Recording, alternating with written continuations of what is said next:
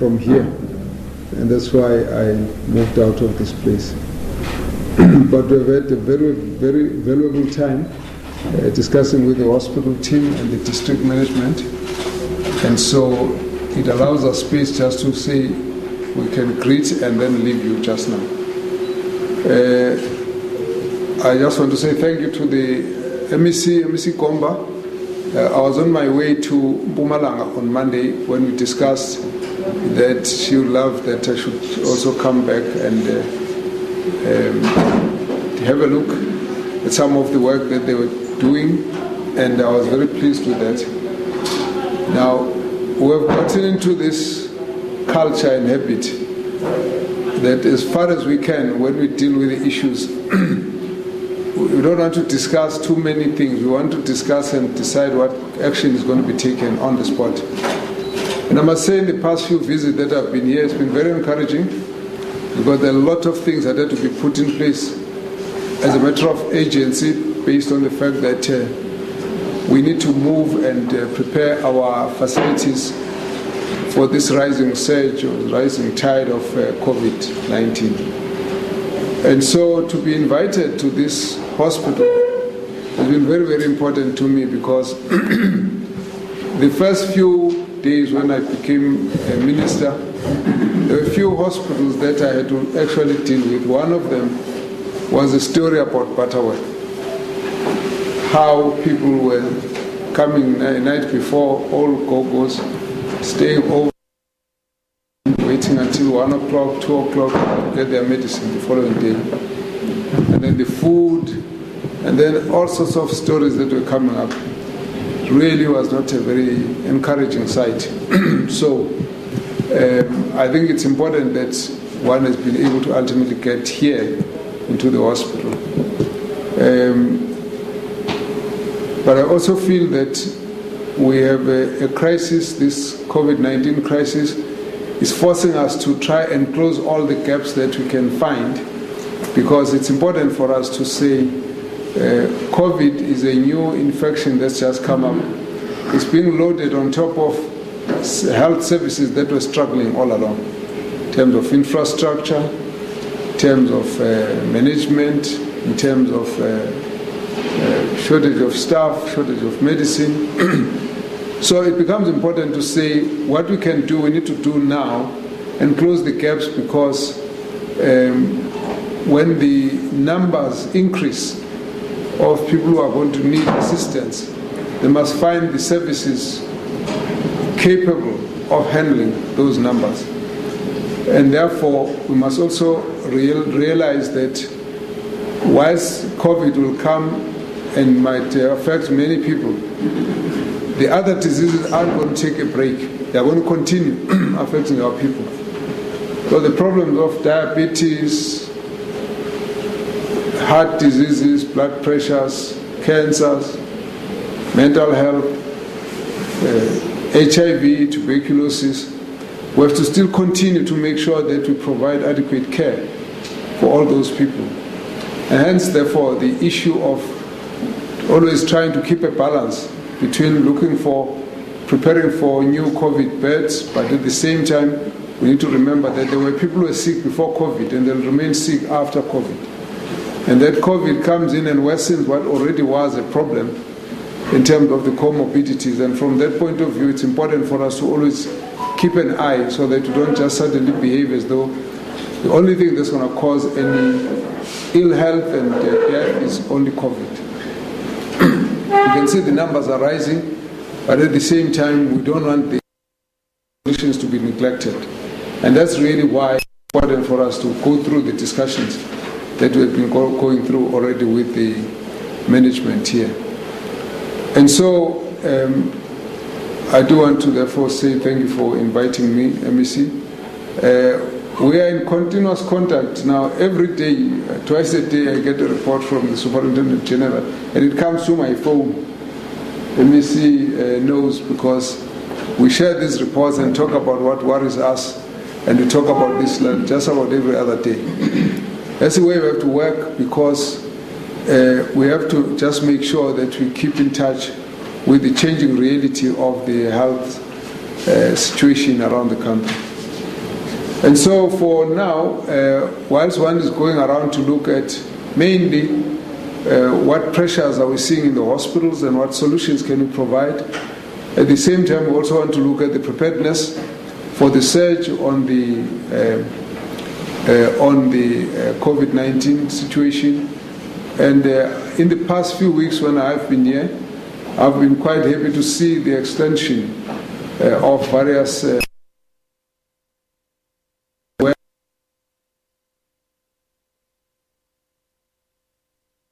been through to stadia that have been converted to beds. We've been through to derelict hospital facilities that were almost neglected, almost abandoned, which have been now revamped and refurbished, and we've seen new wards being recreated in those areas, ICU, and this has been quite encouraging. And then, of course, we came across a challenge of staffing. Immediately we sat down and went through that whole discussion quickly. I must say I was quite pleased that within 24 hours we started the whole process of recruitment, and we've been able to bring in, I'm not sure what the number is now, the last I checked was about 846, but obviously there's a lot more that still needs to be done. And so we have to keep at it, keep moving, as it were. I must say I was quite impressed. We've got a whole new CEO who's been here now for 7 months. In the first instance, I'm impressed that we were able to go and get someone who came from the private sector. Not because private sector is different, but just someone who said, you know what, that's my home, I'm going to go and make a difference. Having been all over Riyadh, Saudi Arabia, working in Johannesburg, in Netcare, in life hospitals and so on, and then come back to say, look, this is home, we're going to really come and contribute. I really want to ask that we give her a lot of support. We must give her a lot of support because if you want to see a change in a place, it's the people who live there, who belong to that place, who are going to make a change.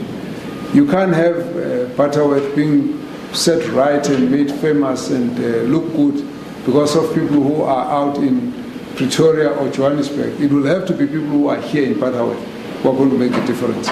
And therefore I'd like to appeal that she must be given all the support. She must be given all the support, and we need to turn around the culture in Butterworth. People need to work together, and there must be a strong management team that must be able to take the necessary decisions, and they must be able to move and make sure things happen. And from that point of view,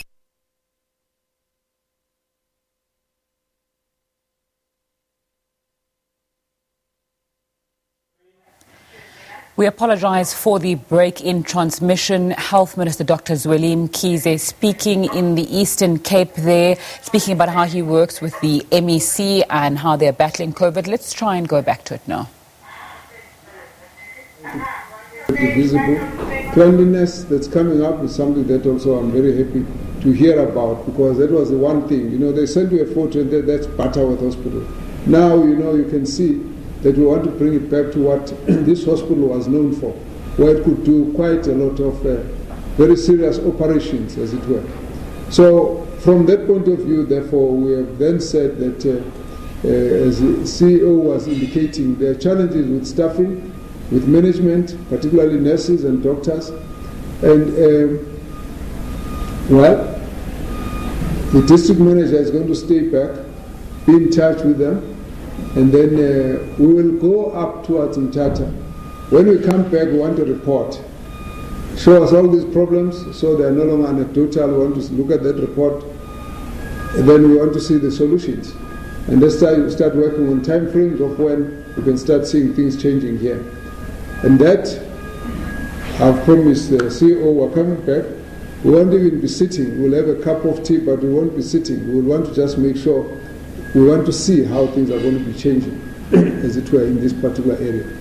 And so that is one of the major issues from where we sit.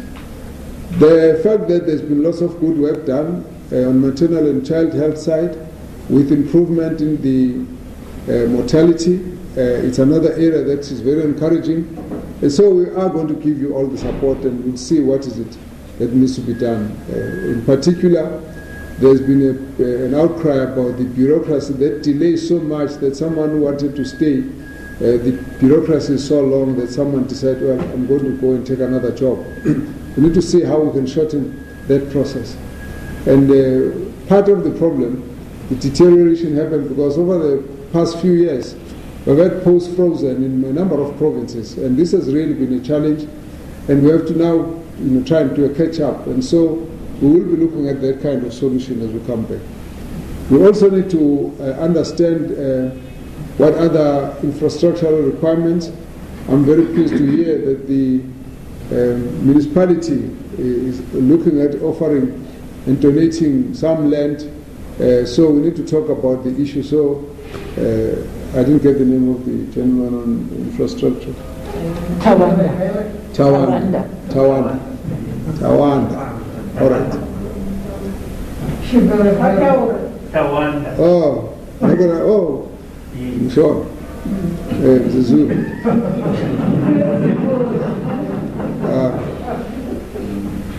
All right.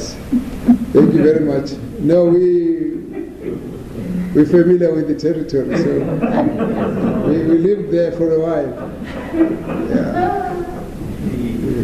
That's why you hear she's saying that Taura Shon.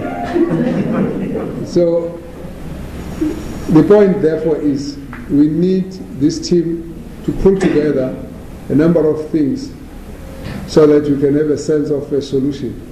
We don't have a long discussion to have here. So the issues of infrastructure are going to take us a while.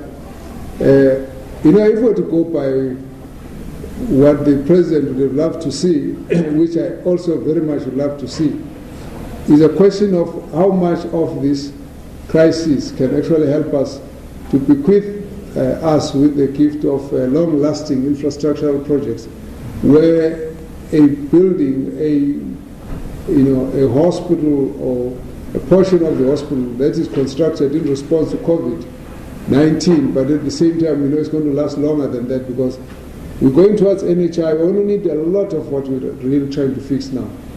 For NHI, all the nurses that we employ now will need more of those during NHI. The doctors that we need now, that we want to employ, will need more of those during NHI. And I even like the idea of, Dr. Malondo, the point you raised about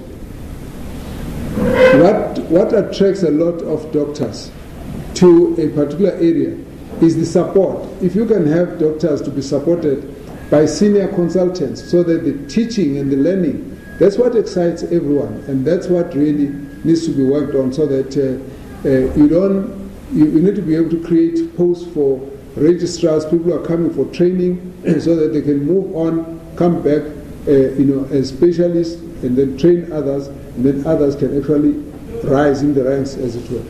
So those are some of the things that we have to look at. So for this morning, our visit is really about trying to evaluate how far we are in relation to our response to the COVID-19. You have seen the numbers in the Western Cape. They've gone quite high. At this point, they are at around 66% of the country's numbers. But the interconnection between the West and the Eastern Cape is actually pushing also that Eastern Cape starts rising. At this point, about 12.2 or 12.3% of the national figures of positive are here. Now that is a huge warning that we have to keep in mind, and that is the numbers are going to start increasing in Eastern Cape probably to the same level that we expect in the West, in the northern, in Gauteng. And that means that we need to be ready, we need to move ahead. So part of what we have to look at is to evaluate the response. We have said that there are two types of responses. Two responses mainly, that is what the areas which we call areas for low transmission areas for vigilance, where we would like that there should be surveillance, monitoring of the numbers, and respond as quickly as we find that people are positive, take them out for isolation, quarantine, and try and manage the numbers by breaking the cycle on a continuous basis. At the same time, we've actually identified a number of hotspots when we started talking about hotspots, the numbers have started increasing also in the Eastern Cape. That means, therefore, we need to then entrench our sub-district models where we have a very strong intervention at a sub-district level to deal with the containment, reduce the numbers of people who are infected by ensuring that we identify early and deal with the isolation and quarantine. At the same time, also make sure that we protect those with comorbidities, those with diabetes, those with tuberculosis, HIV, those with heart diseases and other complex diseases. It's going to be very, very important that we keep to that. The message has to be very strong, particularly as we come to the Eastern Cape, that some of the habits that we are used to in the villages, we need to be very careful. The distancing is important now. Everybody needs to wear masks. As we go to the funerals, we have to reduce the numbers, stand far apart, and make sure that we don't keep exchanging, utensils and cutlery and even our, tools as we dig in the graves and so on. Because we've seen the numbers of people who are positive rising after an encounter in a funeral setting. And these issues are very, very important for us to be able to say that, don't say it's our culture. Let's do it differently now, because we need a new culture that's going to save us from COVID-19. And that's really the message that's going to be important. So that message has to go out, and for Inkosi, Wakumkani, and all the traditional leaders, that message must be driven by them. One mayor and councillors, whatever, they must be the ones who are driving that message. The message has to go to the community. It's a change of behavior. Hand washing, sanitation, putting on a mask and keeping a distance. The major issues as we move on. We have said the schools must start adjusting to opening and